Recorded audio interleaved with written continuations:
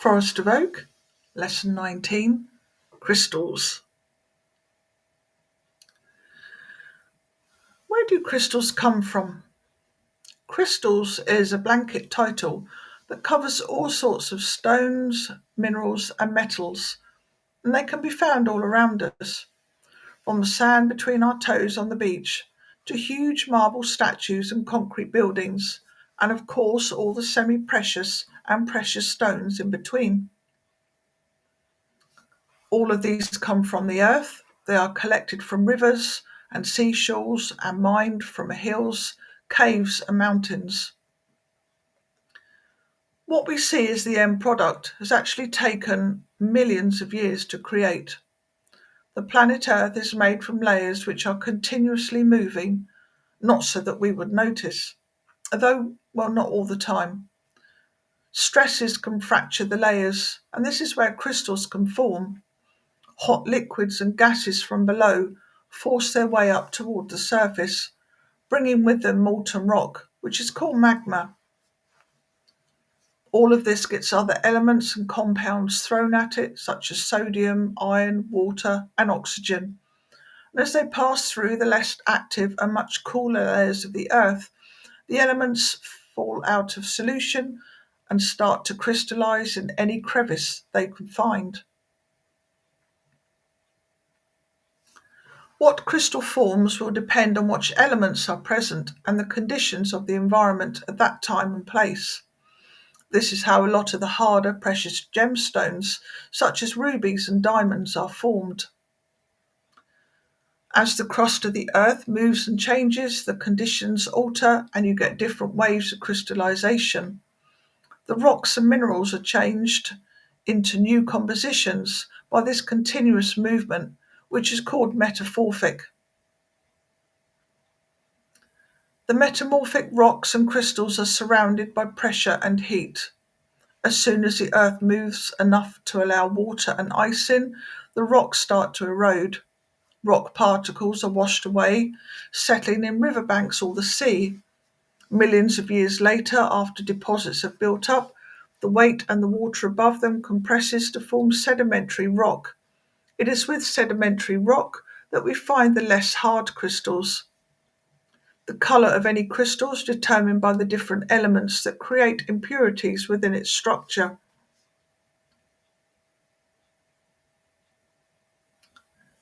Ethics.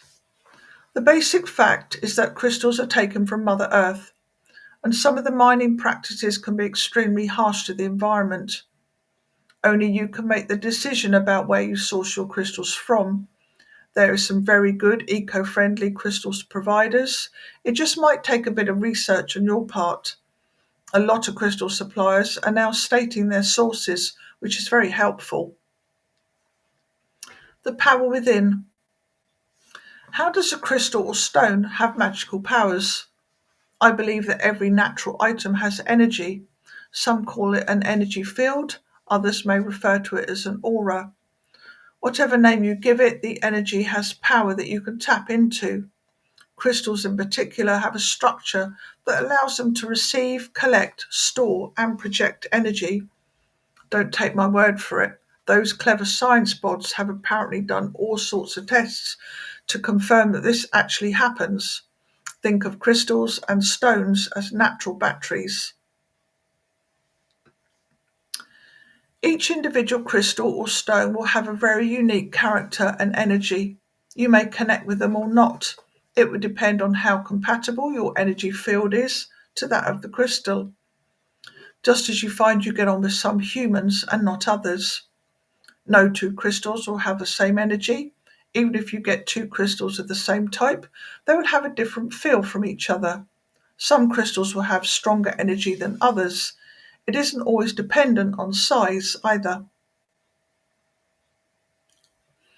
I often find that something like rose quartz has a soft and gentle vibe, but a crystal such as hematite is a lot stronger and heavier, but that's just my perspective. You may find it otherwise. The use of crystals as charms and jewellery dates back thousands of years. Those clever ancient Egyptians were using them as far back as 1500 BC. Some of the rarest and most expensive precious stones carry curses or checkered histories with them. Perhaps this shows that stones which have been stolen or gained through foul play hold on to huge amounts of negative energy. Whether you choose to place them around your home, wear them as amulets and talismans, use them for divination or work healing and magic with them, it is definitely an interesting journey. Categories. The term crystals is used to cover a huge array of items: precious gems, semi precious gems, crystals, and stones. I love to work with natural stones and pebbles, and they are, of course, the easiest to find. And as an added bonus, they are free. A pebble from the seashore and a diamond have very similar structures, just with different elements. The diamond has the added ingredient of carbon. Rocks and stones are natural solid mineral grains and or glass, whereas crystals are classified because of the way they hold and reflect the light. The difference between precious and semi-precious gems is the price, and that is because the precious, i.e. the expensive ones, are rarer. Diamonds, emeralds, rubies, and sapphires are precious, whereas gems such as amethyst and quartz are semi-precious. Gems are rated as such because of their quality, their beauty, their colour, and their hardness. If you are lucky enough to have a decent crystal store nearby, then choosing the crystal yourself, or letting it choose you, as that seems to be the usual way, is good. But not everyone has access to hands-on crystal shops, so purchasing from a reputable online source is absolutely fine. Don't forget to look about in your local area, on the beach, riverbanks, woodlands, or forests. They can all be sources of natural stones and pebbles. Check out charity or thrift stores too, as crystals sometimes find their way to them too.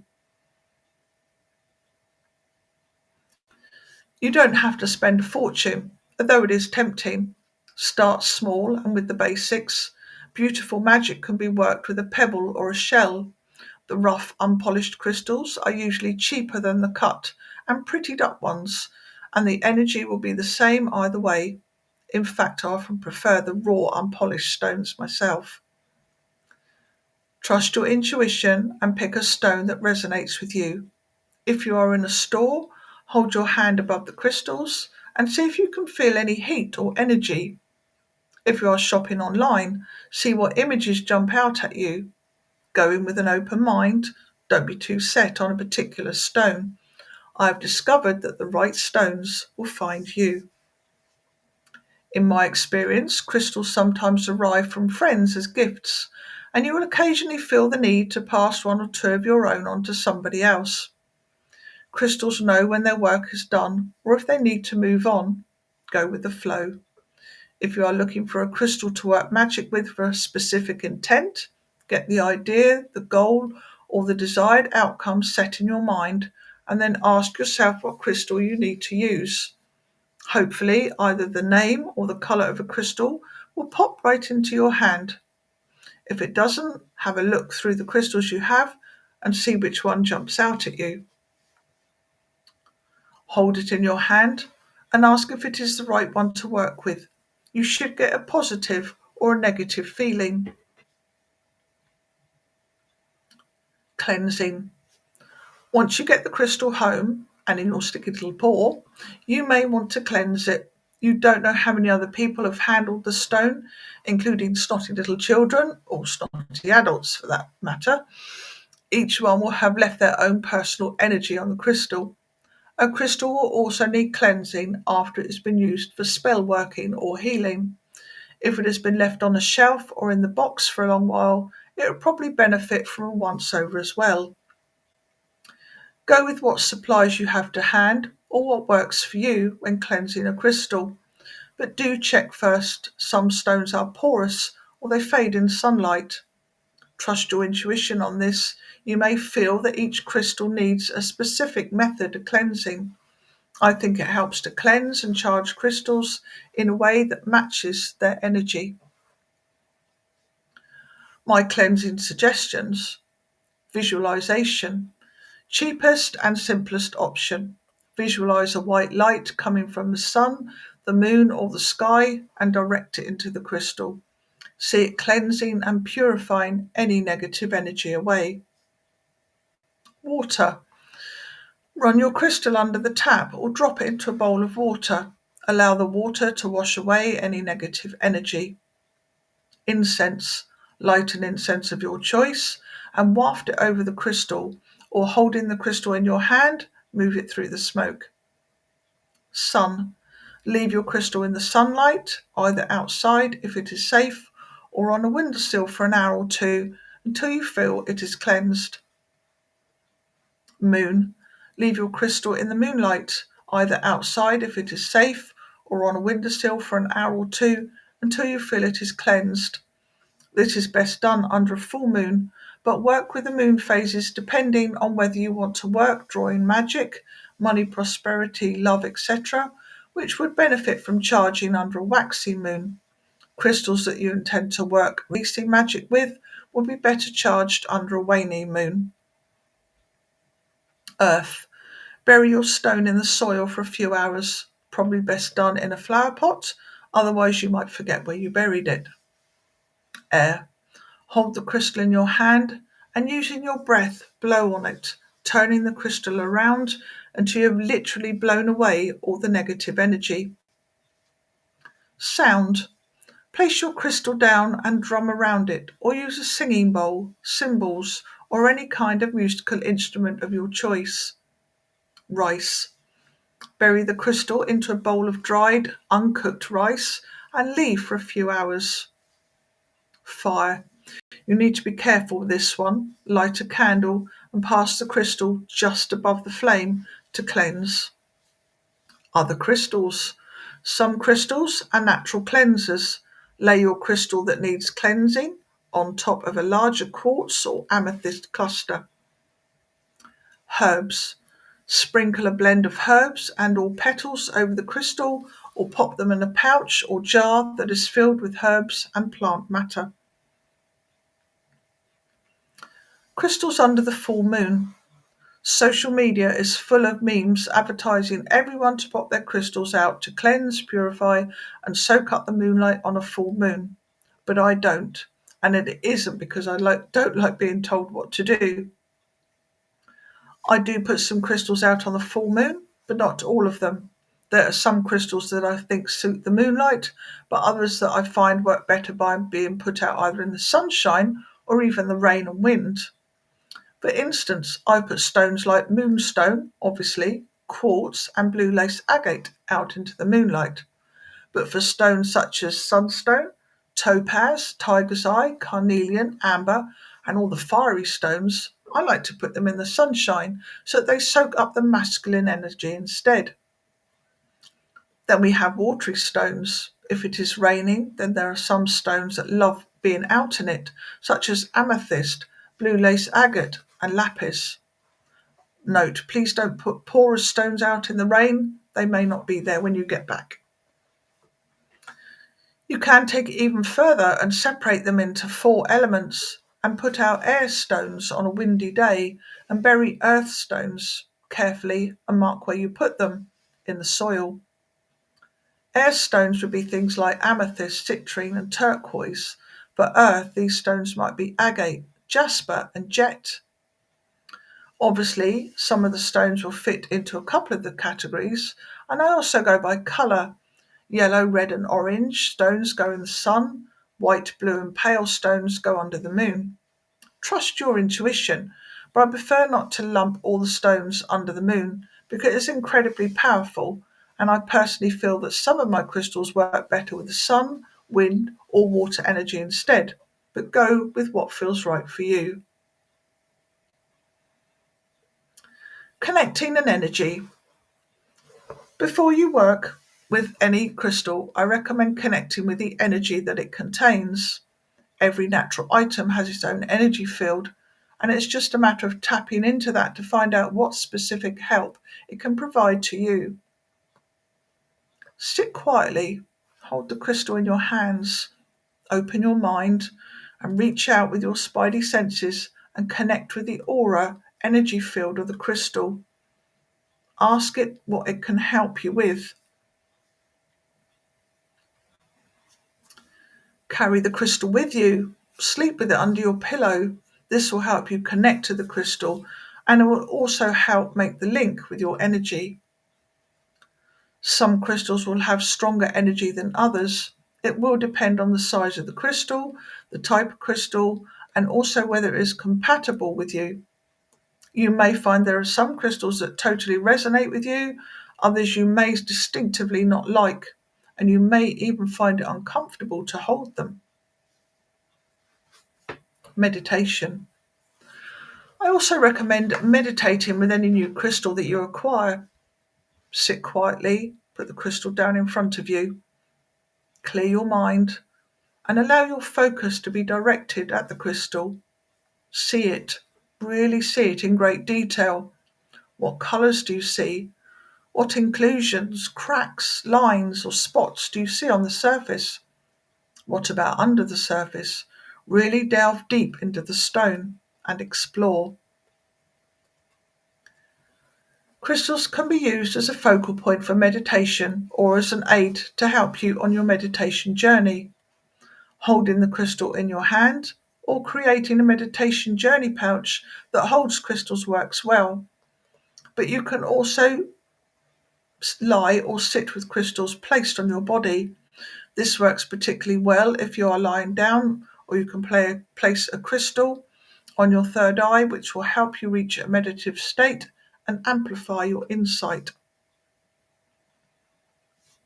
Programming and charging. When you want to work with a crystal within magic, you will need to charge it with the energy of your intent. Basically, you need to tell it what you would like it to do. Do be polite and ask it nicely, but make sure you really push that energy. The strength of your will and commitment to the outcome is paramount in any spell work. That crystal needs to be very, very clear about what you expect from it and what you would like it to do. You can add to the programming by doing one, some, or all of the following. Visualize your intent and send that image into the stone.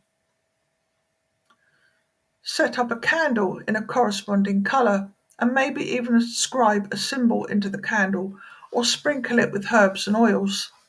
Place the crystal in front of the lit candle and allow the energy to be soaked up into the stone.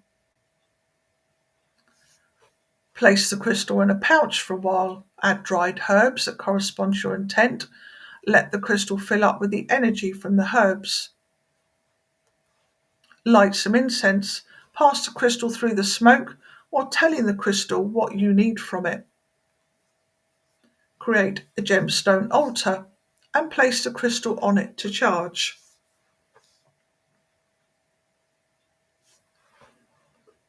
The aftermath. Once you've finished working magic with the crystal, you can reuse it, but I would suggest cleansing it first using one of the methods above.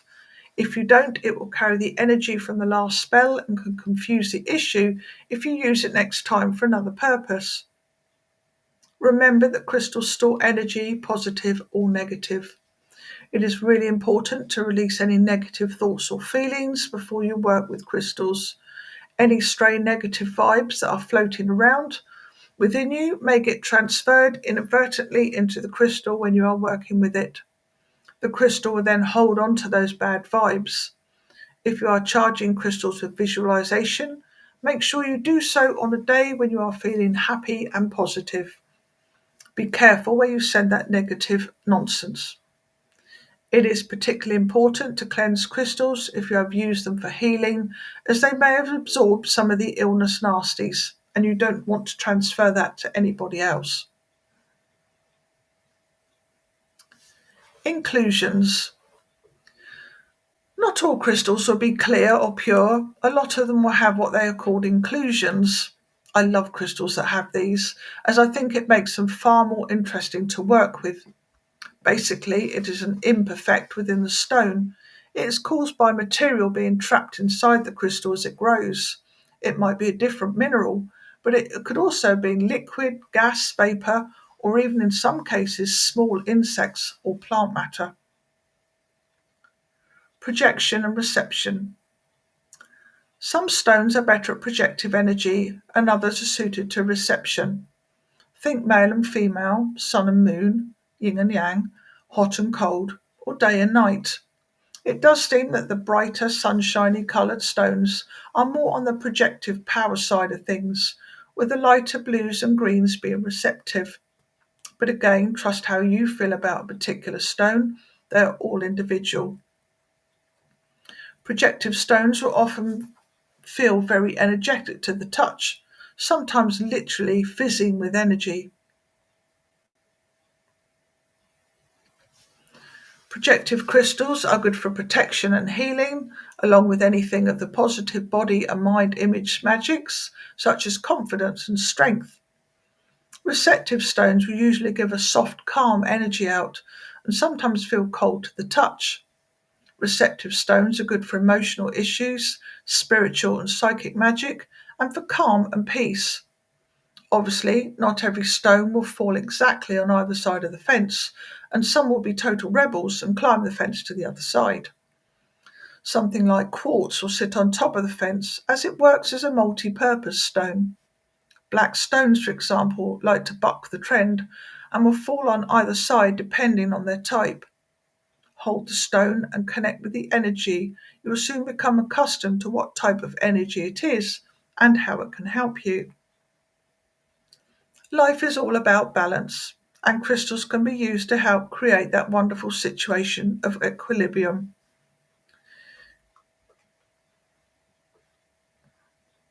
If you find yourself feeling angry or irritable, then you may have too much projective energy floating around your body.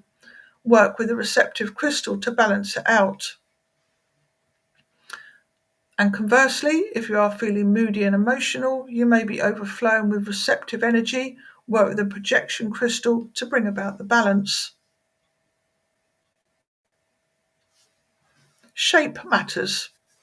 If you already have a collection of crystals, then you'll probably note they're all different shapes and sizes.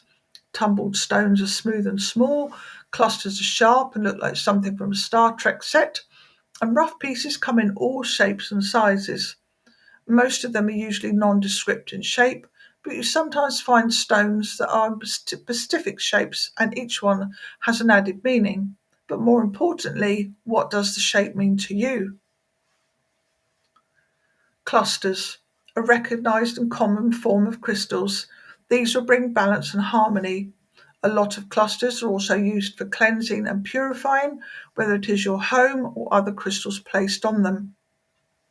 Obelisks or long, often quartz, but lots of crystals can be obtained in this shape, and they work well as wands to activate and manifest. And of course, the very shape of them is masculine. They have power, energy, love, and the ability to project. Round. These reflect the world and indeed the universe, infinity, fertility, healing, spirituality, psychic abilities, attraction, manifestation, connection, and the goddess. They also bring a feminine energy and work well in love magic. Triangle, a good shaped stone for protection. Square.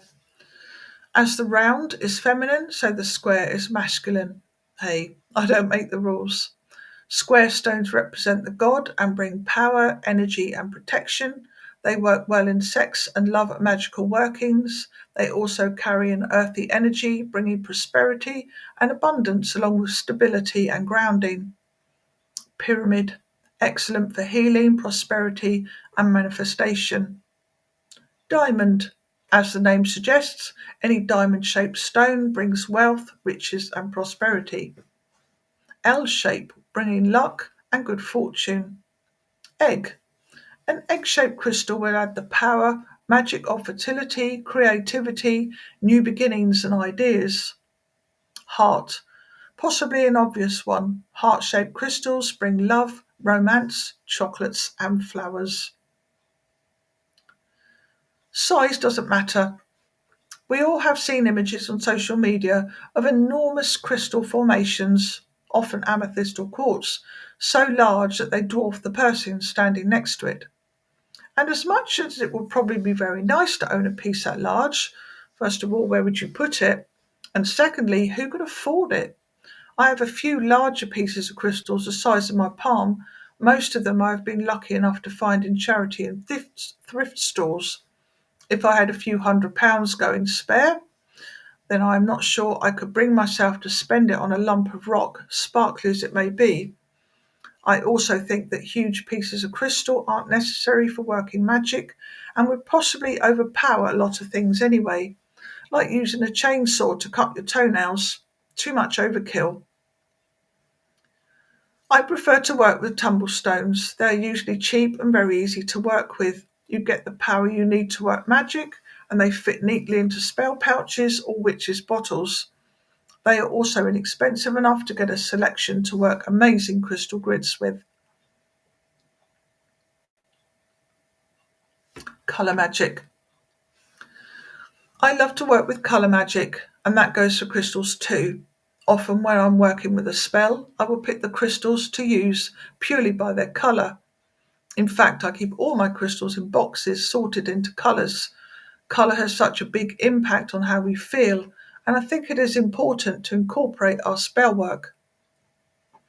Go with your true intuition on this. You may associate different colours with the intents that I do, but here is a basic guide. Black stones. Receptive and associated with Saturn and the element of earth. Useful for the magical workings of stability, grounding, invisibility, protection, ward negativity, remove hexes, spirit contact, truth binding, and to remove discord or confusion. Blue stones, receptive and associated with Neptune and the element of water. These are used for these magical workings.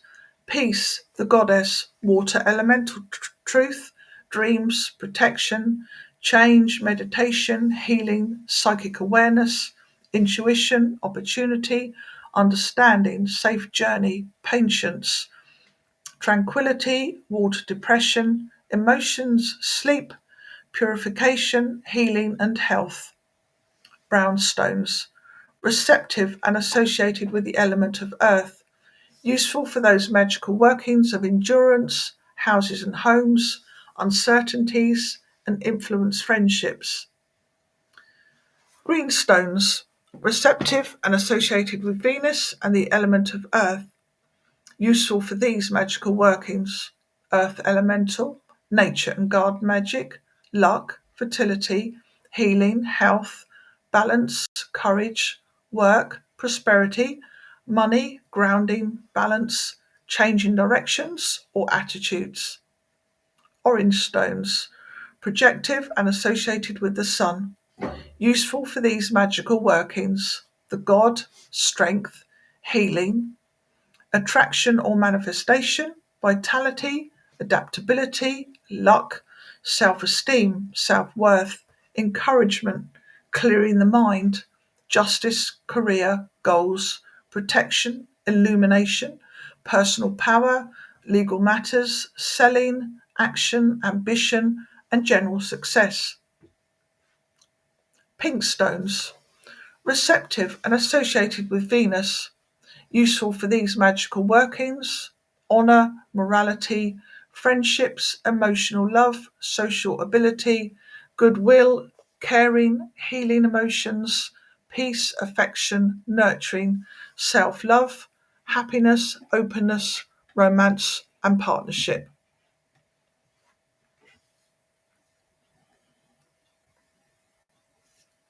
Purple stones, receptive and associated with Jupiter and Neptune, useful for these magical workings: mysticism, power, spirit, spiritual development, intuition, ambition, healing, wisdom, progress, business purification, spirit, communication, protection, occultism, self assurance, meditation, spirit, communication, karma workings, neutralize baneful magic, peace, psychic growth, divination, and other world.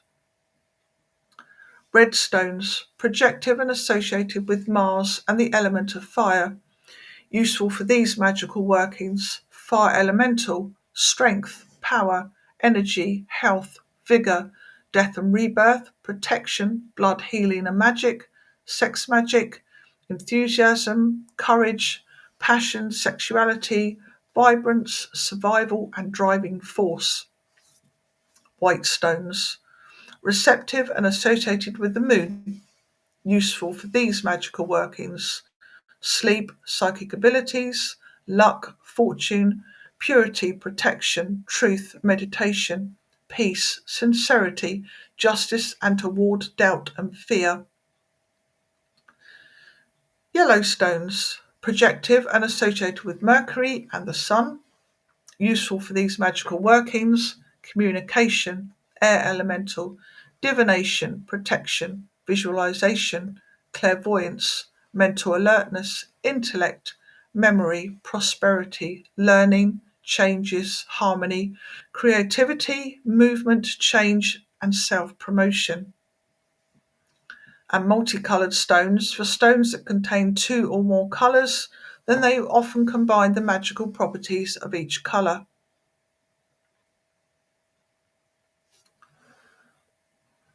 Absorbing crystal colours. Colour magic is a powerful tool, and working with a crystal to absorb its colour energy is magical and can help lift your mood, ease pain, or calm you down. Take a look at the colour magic correspondences and see which colour you feel you need to absorb. A yellow crystal might make you feel happy if you're sad, a blue crystal could help with healing, and a green crystal may calm you down if you're feeling angry. There are several ways to do this.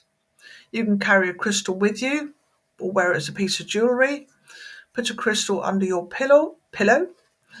Soak a crystal in a glass of spring water, then drink the water. Obviously take the crystal out first, or splash the water on your pulse points. Note, please do check that the crystal is the type that does not leach bits into the water. Add crystals to your bath. Sit inside a circle of crystals for a while. Working magic with crystals. Let's assume that you have cleansed and cleared your crystals before you start to work any magic with them. Your stone will also need to have a specific intent set into it for your spell. Pick a stone that feels right, and generally you wouldn't want to use a moonstone in a sun spell because it would be a conflict of energy. But who knows? Maybe it is the balance of opposites that is needed for the spell to work. Trust your feelings. Also, remember to be clear and specific with any spell work. You need to give the crystal exact and specific instructions about what you need from it. You also need to believe in what you are doing. If your will and intent is not strong, then your spell will not have enough power to work properly. A half-hearted or doubted spell will either fail dismally or will go off in very unexpected directions. Working a spell when you're in a hurry or feeling unwell is also not advisable. The chaotic energy will affect the spell in all the wrong kinds of ways. Crystal healing. Crystals are wonderful to use for healing. They give out huge amounts of healing energy, whether you use them directly on a person or use them for distance healing. At the beginning of a healing session, you hold the crystal in your hand and ask that the divine, the angels, or deity bless them and ask that the healing be for the highest good. Always remember to give thanks after healing as well. Use your intuition when you work with crystal healing. Be guided by your instinct as to what crystals you need and where the crystal wants you to take it. You may find that you want to lay the crystals on your body, or that you may want to spiral them around a few inches away without contact. You may feel the crystal pull at certain points and be guided by this. Using a pair of crystals works well for healing. Use one to remove pain, negative energies and blockages, and use the other to energize and fill the body with positive energy. Always remember to cleanse any crystals used for healing afterwards. You don't want them to carry the negative illness energy with them. Crystal aura cleansing. You can work with crystals using colour magic. the colours are absorbed through your skin. Psychically, your energy field or your aura taken them in and distribute them throughout your body via the chakras. Because your aura filters out negative energies and emotions, it can become discoloured and needs regular cleansing and re-energizing. To cleanse your aura using crystals, find the edge of your aura with your hands. You should feel a pressure or resistance a few inches away from your body. Take 2 crystals, your choice, go with what you feel is right. 1 crystal in each hand, and spiral the crystals around your body from top to toe at the edge of your aura. Usually easier if you have a friend to do this for you. Spiral anti-clockwise to remove negative energies, and then spiral clockwise to energize your aura. Crystals and psychic abilities. Crystals are incredibly useful to enhance and amplify our psychic abilities. I keep a quartz crystal in my tarot bag to cleanse the cards. I also lay out 3 amethyst stones when I do a tarot reading to help amplify the meanings. At home and at work. Crystals can be used at home and at the place of work to improve the atmosphere and bring harmony. If you have a place where egos clash on a regular basis, put out a small bowl of multicolored crystal chips to help keep the mood stable. Keep a crystal by your computer to soak up any negative energy, or keep your favorite crystal close by so you can hold it when you get stressed. Keep money drawing crystals in your purse. Carry crystals to help protect you, or place them around your home to keep unwanted energies out. Crystals can be used in the workplace or at home to keep away gossip, keep your possessions safe, avoid confrontational calls, and protect you from jealousy and anger. Set dishes of dark and earthly coloured crystals in your home or workplace if you are near to electricity pylons or telephone masts to absorb the negative energies that they give you. Crystals are also useful to carry the protection and safety while travelling. Crystals and children. Children work beautifully with crystals. They seem to have an instinctive understanding of how they work. If a child is feeling poorly or is worried about something or has nightmares, ask them to select a crystal to keep them safe or to make them feel better. Crystals and animals. Animals respond incredibly well to crystal healing. Water that has had a crystal sitting in it overnight can be used for healing, vitality, and to keep fleas at bay. Crystals can be placed under a pet's bed to keep them calm or good-natured. A crystal can be attached to a pet's collar to keep them safe and from straying too far. Crystals and the environment. Humans have done quite a lot of damage to Mother Earth, and we can help it in some small way, at least to repair some of the damage. Keep a small dish of crystals on the table or your altar specifically for healing the environment. Regularly pick up one of the crystals and focus on sending healing to a particular place that you know requires it. You can also use photographs of places and surround the picture with healing crystals. Burying small pieces of crystal on a damaged site can also help. Crystal grids. A crystal grid is a geometric pattern of crystals, each one charged with intent and adding its own power to the other crystals in the grid. I think crystal grids are one of the most powerful crystal setups you can use. They utilize sacred geometry and all sorts of sciencey stuff, including tapping into the universal energy and ley lines. But we will stick with how to make them and leave the why they work and just call it magic.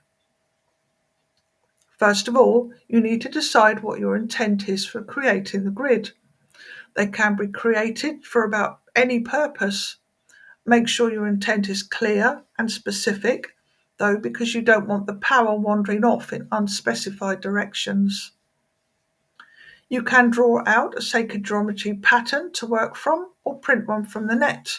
Psychictree.co.uk has some free to download.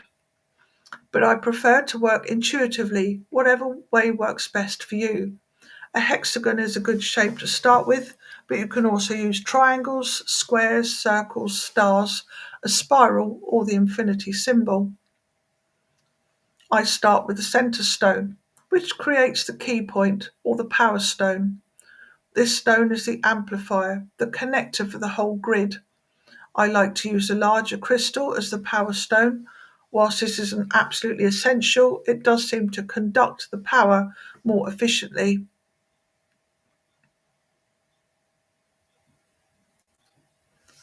Don't feel you can't create a crystal grid if you can't afford to buy a big crystal. Even if you only have a small selection of tumblestones, you can still create an effective grid. How many surrounding stones you wish to use is up to you, and the size of the grid you want to create. I also like to charge each stone with the intent as I place it. Start with the basic design and see where your intuition takes you. There is no right or wrong. To choose the crystals for your grid, you can go with your instinct or look up the meanings, or even just work with a colour that you feel is right for your intent. You can also add other items onto the grid, such as business cards, photos, or items of jewellery. You can add more than one ring of stones around your centre stone. Each new layer will increase and amplify the energies. Go with your intuition, which stones you have, and the amount of space you have to work with. I recommend you put your grid in a safe place where it won't be disturbed by pets or small children. You may only feel that the grid needs to be left up for an hour or two. You may want to leave it in a place for days or weeks. Getting everyone to step around a 4-inch crystal grid in the centre of the living room probably isn't practical. You might like to light candles and incense as you create the grid as well. Once your grid is all set up, you need to activate it.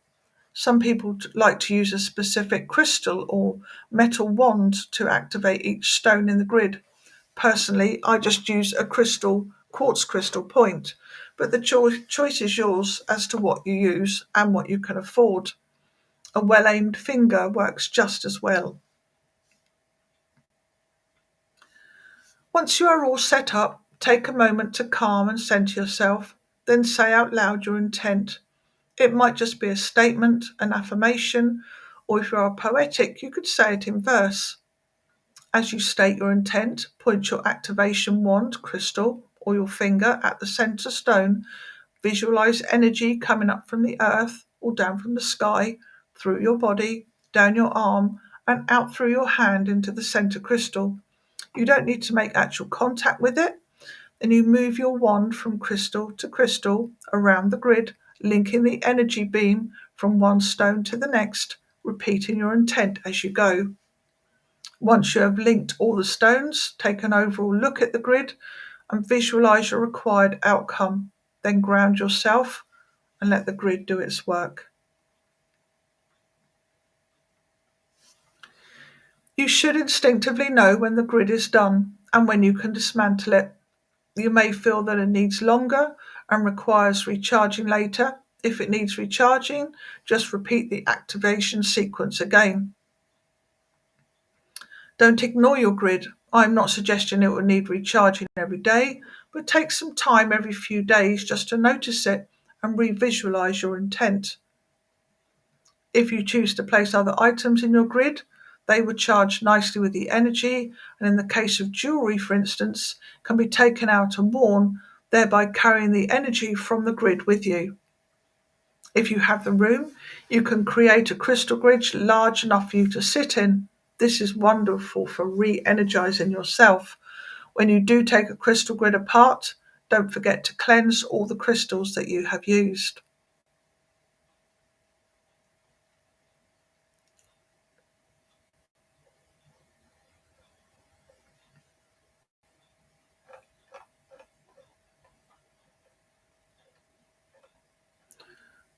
Some popular crystal meanings and correspondences.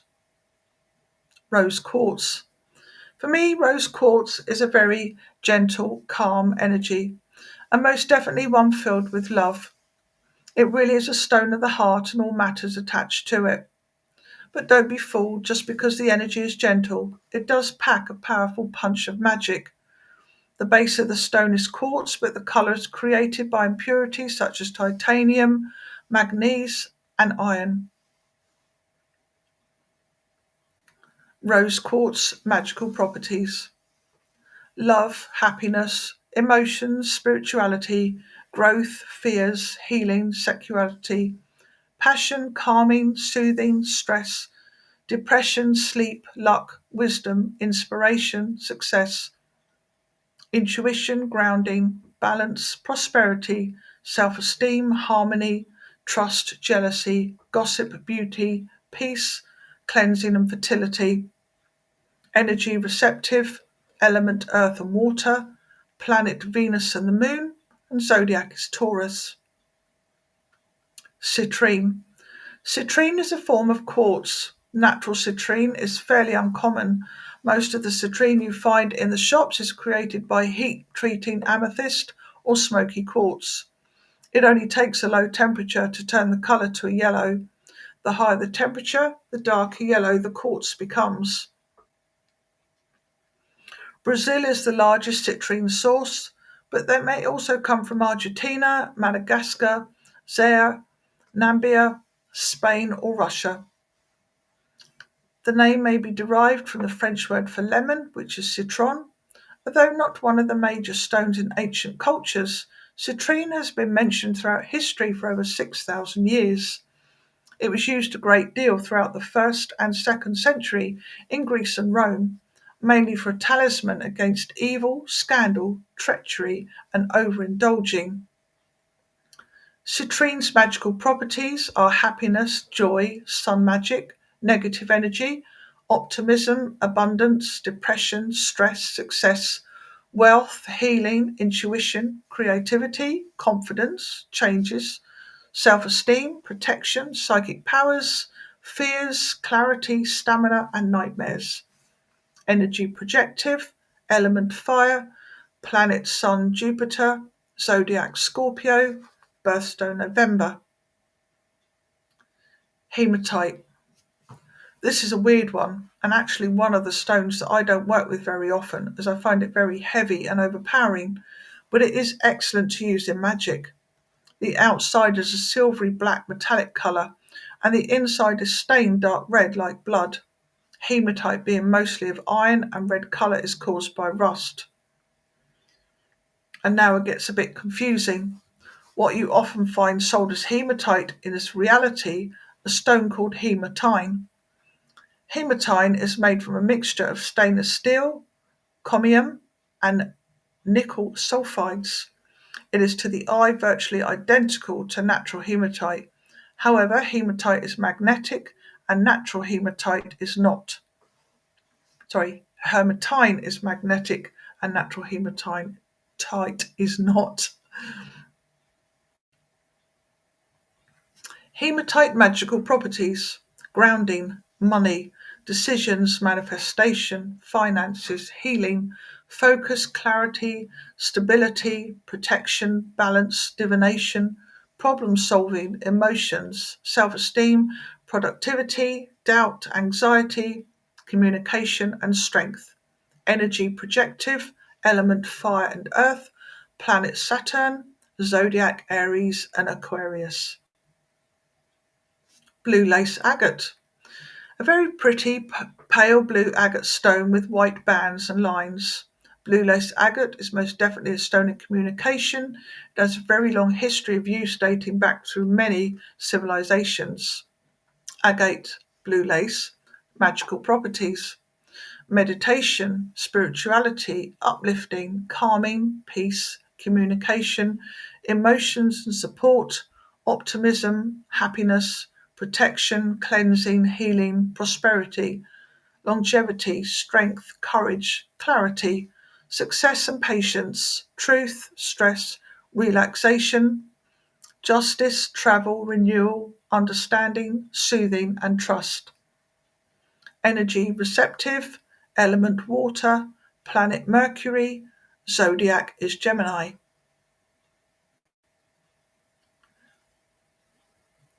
Clear quartz. Probably one of the most common and well known of crystals, the quartz is such a useful, good all round stone. This stone is a jack of all trades and actually really is a master of them all too. Quartz crystal is made from silicon dioxide. They sometimes have other minerals in them, creating shadows or shapes and making them rutilated. Double-ended clear quartz and quartz points are often used as master healers, being able to channel illness and pain out from the body. It is a very powerful stone and can also be used to cleanse other crystals. The name quartz is from the Greek word krustallos, which translates as ice. It was believed that the gods created it, and people believed it to be ice. Quartz magical properties: purification, cleansing, healing, calming emotions, strength, support, spirituality, energy, balance, psychic abilities, motivation, uplifting, decisions, anxiety, divine connection, amplifying, focus, meditation, manifestation, channeling, protection, negative energy, clarity, wisdom, concentration, learning, spirit work, communication, astral travel, divination, dreams, and harmony. Energy is projective and receptive. Planet, the sun and the moon. Element, fire and water. And the zodiac is Leo, Gemini, and Capricorn.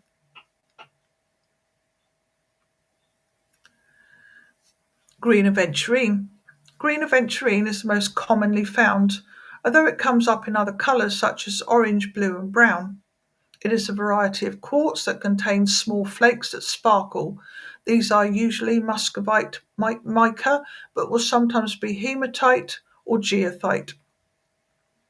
Aventurine magical properties: balance, decisions, motivation and leadership, dreams, visualization, creativity, luck, money, anxiety, calm, opportunities, happiness, adventure, love, courage, truth, comfort, support, healing, peace, connection, perception, intellect, and psychic abilities.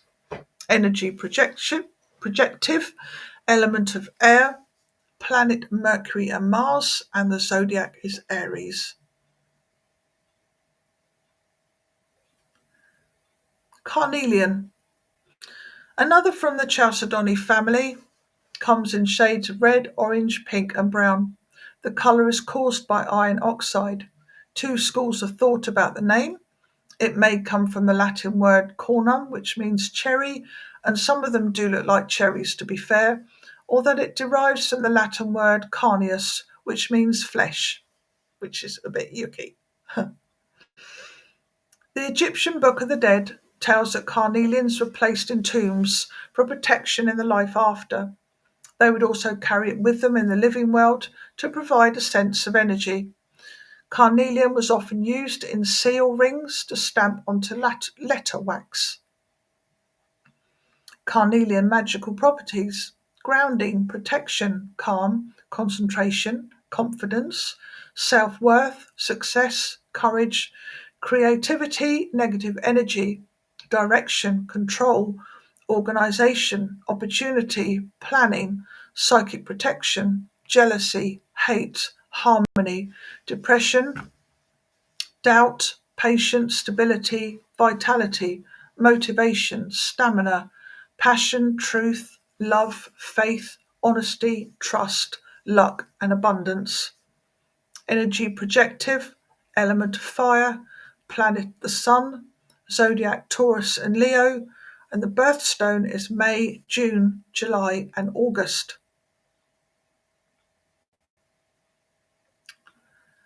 Amethyst, probably one of the well-known crystals and one that is worked with a lot.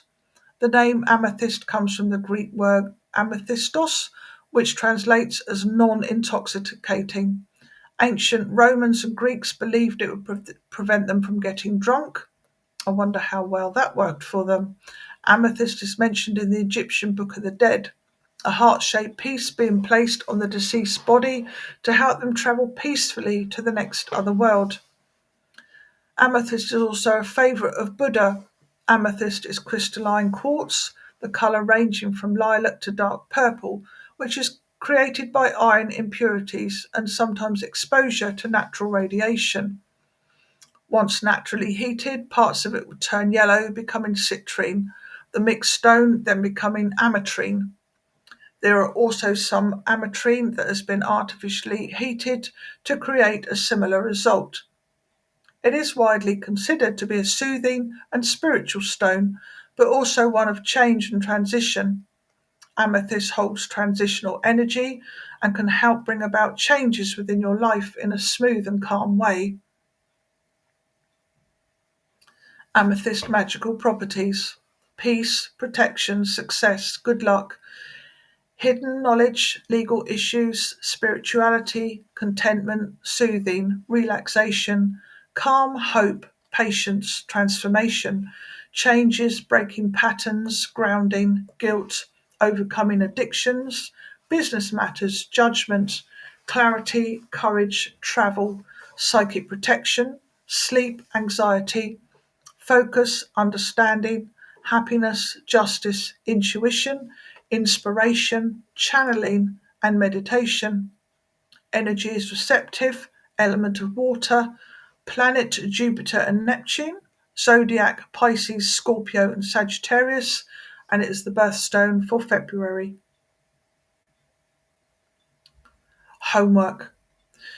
Choose 3 crystals that you are drawn to and write about what you feel from them. What energies do you get from them?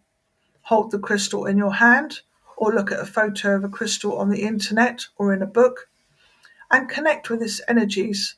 Meditate with each one and see what you feel. We want to know what personal impressions you get from the crystals. Once you have done that, then look them up and compare your feelings with the book correspondences. What were your findings? 2. What would you use your 3 crystals for, and how would you cleanse them? 3. For this lesson, you would need to work through the Crystal Witchcraft branch class, and please email your mentor for the first lesson. Homework for each lesson should be emailed to your mentor, Ness or Heather, support@kitchenwitchhearth.net. For further study, Rachel's YouTube Crystal Magic playlist, Kitchen Witch blog Crystals tab, and Rachel's blog Crystals tab.